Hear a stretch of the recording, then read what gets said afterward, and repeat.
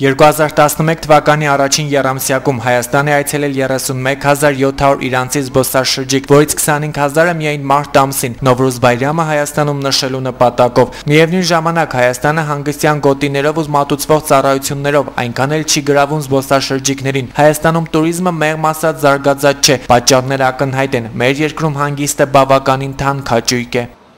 Hamid Duruzkar hastayım, Tehran, İran. Muhammed Şeyda'ya hastayım, Tehran, İran.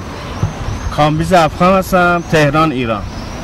Zafer Rasulpuri hastayım, az Kurdistan. İnka Kurdistan'ı yerine Tehran'ı Tu? İran, Kurdistan, İran. İsmail Mallahi, az Kurdistan. Նրանք Պարսկաստանից են ժամանել, իսկ Հայաստանի մասին տեղեկություններ իմացել են համացանցից։ Խումբը ընդամենը 3 օր է ինչ գտնվում է մեր երկրում, սակայն արդեն հասցրել է ծանոթանալ հայաստանյան գներին եւ հյուրերին այն պարզապես դուր չի եկել։ Ինչն է գրավել իրանցիներին մեր երկրում։ Նրանց պատասխանը մեկն է՝ լսել ենք Հայաստանի մասին, նրա պատմամշակութային ժառանգության եւ եկեղեցիների մասին եւ ցանկացանք տեսնել մեր աչքերով։ Mən az internet. Հայաստանի մասին տեղեկություններ իմացել ենք համացանցի միջոցով։ Գիտենք, որ ծեր երկիրը հայտնի է իր պատմամշակութային արժեքներով։ Ցանկությունն առաջացավ այս տարի հանգիստը կազմակերպել Հայաստանում։ Իհարկե մեր պատկերացումները բոլորովին այլ էին։ Մենք չէինք կարծում, որ հանգիստը Երևանում այդքան թանկ արժե։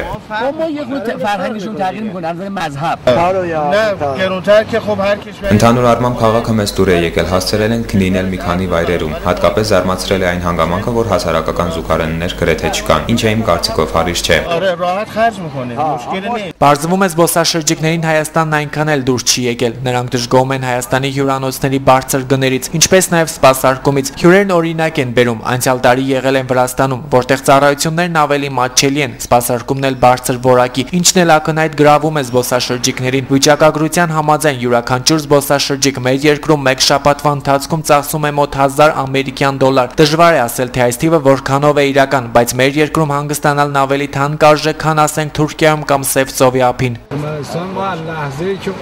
Նախորդ տարի եկել եմ հարևան Վրաստանում, ասեմ, որ այնտեղ պայմանները մի քանի անգամ հարմար են, քան Երևանում։ Այստեղ ամեն քայլափոխի գումար են պահանջում, անգամ մեքենան կանգ առելու համար։ Բացի այդ, նրանք գտնում են, որ եթե ծառայությունների գները թանկանում են, ուրեմն պահանջարկ ունեն, սակայն Հայաստանում ճիշտ հակառակն է կատարվում։ Այստեղ հանգիստ կազմակերպելը թանկ հաճույք է, ինչից դժգոհում են ոչ միայն հայերը, այլ նաև օտարերկրացիները։ Ընդ որում, նրանք ընդգծում են, որ զբոսաշրջային ընկերությունները պետք է վերանային իրենց ռազմավարությունը եւ իջեցնեն զբոսաշրջային փաթեթների սակագները։ Միայն այդ պարագայում Հայաստանը օտարերկրացիների համար զբոսաշրջության առումով գրավիչ կդառնա։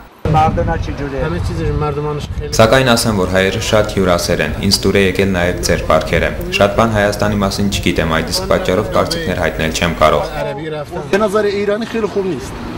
Հյուրանոցային պայմանները բավականին թանկ են, ինչի չենք կարող ասել մատուցված ծառայությունների առումով։ Մեզ զբոսաշրջիկներից թվում էր, թե Հայաստանում ապրելը մատչելի է, սակայն մեկ անգամ եւս համոզվեցինք, որ դա այդպես չէ։ Իսկ մինչ Հայաստանը քայլում է զարգացման ուղիով, հարևան երկրներն արդեն լուրջ առաջընթաց են ապրում զբոսաշրջության ասպարեզում։ Հայաստանում տարեստարի նկատվում է անկում այս բնակավարում։ Նշենք, որ ուսումնասիրությունների համաձայն հայերի մեծ մասը եւս Հայաստանում հանգստանալու ցանկություն չի հայտնում։ Փայլակ Վարադյան, Համբարձում Պապոյան, Գալանյուս, Երևան։